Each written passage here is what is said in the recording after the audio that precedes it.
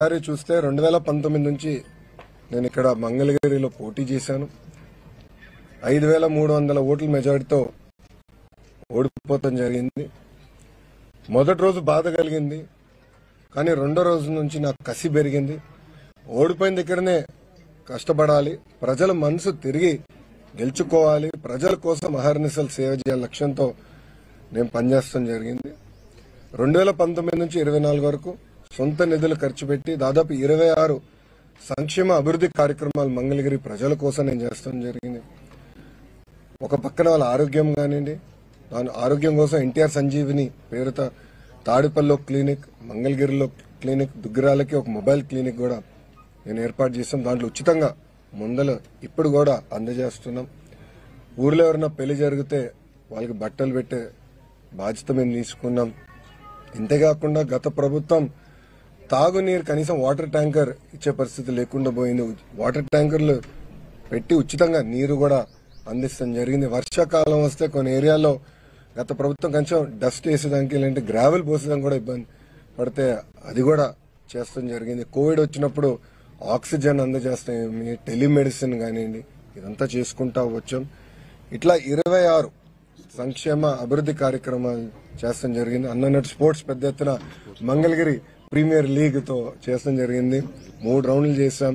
ప్రతి గ్రామానికి ఒక కిట్ ఇచ్చి పిల్లల్లో పోటీతత్వం పెంచి ఎక్కువ ఒక ప్రీమియర్ లీగ్ ఏర్పాటు చేయాలని చేశాం. అంతేకాకుండా ఒక ప్లే గ్రౌండ్ ఏర్పాటు చేసి ప్రాక్టీస్ కానీ ట్రైనింగ్ కూడా ఆనాడు ఏర్పాటు చేస్తాం జరిగింది. ఇట్లా 26 కార్యక్రమాలు గతంలో చేశాం. 2024 ఎన్నికల్లో మంగళగిరి ప్రజలందరూ నేను కోరింది ఒకటే, ఏ మెజారిటీ అయితే నేను ఓడిపోయానో దాని పక్కన ఒక 0 పెట్టి అదే మెజారిటీతో నేను గెలిపించాలని నేను కోరాను. వాళ్ళందరికీ ఒకటే చెప్పాను, నాకు మీరు ఎంత ఎక్కువ మెజారిటీ ఇస్తే నాకు అంత బలం వస్తుంది, మీకోసం నేను పని చేయగలుగుతాను. అవసరమైతే అటు ముఖ్యమంత్రి గారితో ఇటు పవనంతో కూడా నేను పోరాడి నిధులు తీసుకొచ్చి అభివృద్ధి చేస్తానని హామీ ఇస్తాం జరిగింది. ఎవరు ఊహించిన విధంగా ఆంధ్ర రాష్ట్ర చరిత్ర తిరిగి రాసింది మంగళగిరి నియోజకవర్గం. మొన్న ఎన్నికల్లో ఆంధ్ర రాష్ట్ర చరిత్రలోనే ఎప్పుడు రాని విధంగా 3 నియోజకవర్గాల మెజారిటీలు వచ్చినాయి. మొదటిది గాజువాక నియోజకవర్గం, రెండోది భీమిలి నియోజకవర్గం, మూడోది మంగళగిరి నియోజకవర్గం. సో 91,000 పైచిలుక మెజారిటీతో ప్రజలు నన్ను ఆశీర్వదించి దీవించి నన్ను గెలిపించారు. సో నా పైన ఆ మెజారిటీ వల్ల బాధ్యత పెరిగింది, పనిచేయాలన్న కసి పెరిగింది. సో మేము కూడా ఇప్పుడు అనేక కార్యక్రమాలకి శ్రీకారం చుట్టాం. మొదటిది మీరు చూస్తే స్వచ్ఛ మంగళగిరి పేరుతో భారతదేశంలోని అన్ని కార్పొరేషన్లో స్వచ్ఛతలో మంగళగిరి నంబర్ 1 నిలబడాల లక్ష్యంతో మేము పనిచేస్తున్నాం. అంతేకాకుండా పార్కులు కానివ్వండి, ప్లే గ్రౌండ్లు కానివ్వండి, రైతు బజార్లు కానివ్వండి, భూగర్భ డ్రైనేజ్, భూగర్భ వాటర్, భూగర్భ గ్యాస్, భూగర్భ విద్యుత్ కూడా అందజేసడానికి ప్రాజెక్ట్ రెడీ అయింది. జూన్ మాసం నుంచి ఆ కార్యక్రమం కూడా మేము ప్రారంభించబోతున్నాం. దాంతోపాటు శ్మశానాల అభివృద్ధి కూడా ఒక కార్యక్రమంగా తీసుకున్నాం. ఆంధ్ర రాష్ట్రంలోనే మోడర్న్ రైతు బజార్ మంగళగిరి నియోజకవర్గాల్లో కట్టేదానికి ఆల్రెడీ ప్లాన్స్ అని రెడీ చేసుకున్నాం. ఆ పనులు కూడా త్వరలో ప్రారంభించబోతున్నాం. ఇక్కడ లక్ష్మీ నరసింహస్వామి గుడి కూడా ఆధునీకరణ చేసేదానికి కూడా అనేక డిజైన్స్ అన్ని ఇప్పుడు ఫైనలైజ్ కూడా మేము చేస్తాం జరిగింది. ఇక్కడ శ్రీనివాస్ అన్న ఉన్నారు, ఏపీఎస్ ఎంఐడిసి చైర్మన్ గా ఆయన కూడా ఉన్నారు. మంగళగిరి ప్రజల కళ 100 పడకల ప్రభుత్వ ఆసుపత్రి, అది కూడా మొన్న శాంక్షన్ చేయించుకుని కేబినెట్ లో దాన్ని కూడా త్వరలో శంకుస్థాపన అయిపోతున్నాం.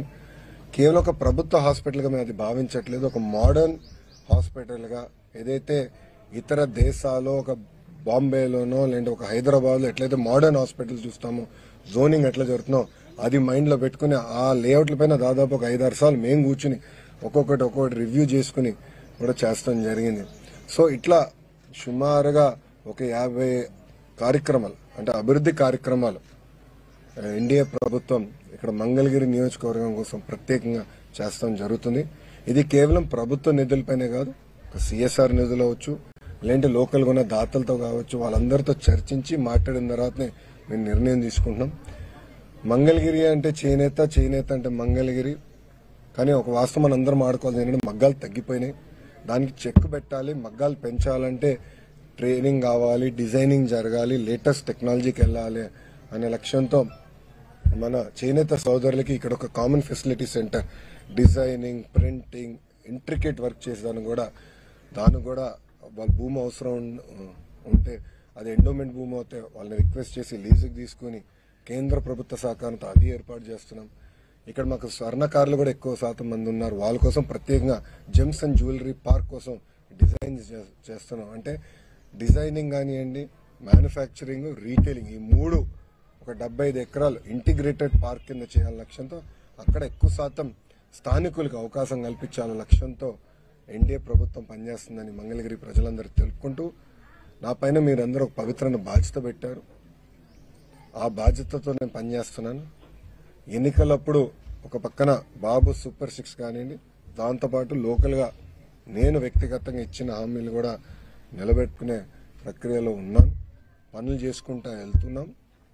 నా లక్ష్యం ఒక్కటే, ఆంధ్ర రాష్ట్రంలో అన్ని రంగాల్లో మంగళగిరి నంబర్ 1 నిలబడాలి. ఒక పక్క వ్యాపారరీత్యా కానివ్వండి, పేదరికం నిర్మూలన కానివ్వండి, సోషల్ ఇన్ఫ్రాస్ట్రక్చర్ కానీ, హార్డ్ ఇన్ఫ్రాస్ట్రక్చర్ కానీ అన్ని రంగాల్లో మంగళగిరి అగ్రస్థానాల్లో ఉండాల లక్ష్యంతో ఒక శాసనసభ్యుడిగా నేను ఇక్కడ పనిచేస్తాం జరుగుతుంది. గౌరవ ముఖ్యమంత్రి గారిని ఒకటే చెప్పా, ఎట్లయితే ఒక కుప్పం, ఒక హిందూపూర్ తెలుగుదేశం పార్టీ కంచుకోటగా ఉంటుందో, మంగళగిరి అట్లా తెలుగుదేశం పార్టీ కంచుకోటగా తీర్చిదిద్దే బాధ్యత ఒక కార్యకర్తగా నేను తీసుకుంటానని గౌరవ ముఖ్యమంత్రి గారికి నేను గతంలో హామీ ఇచ్చాను.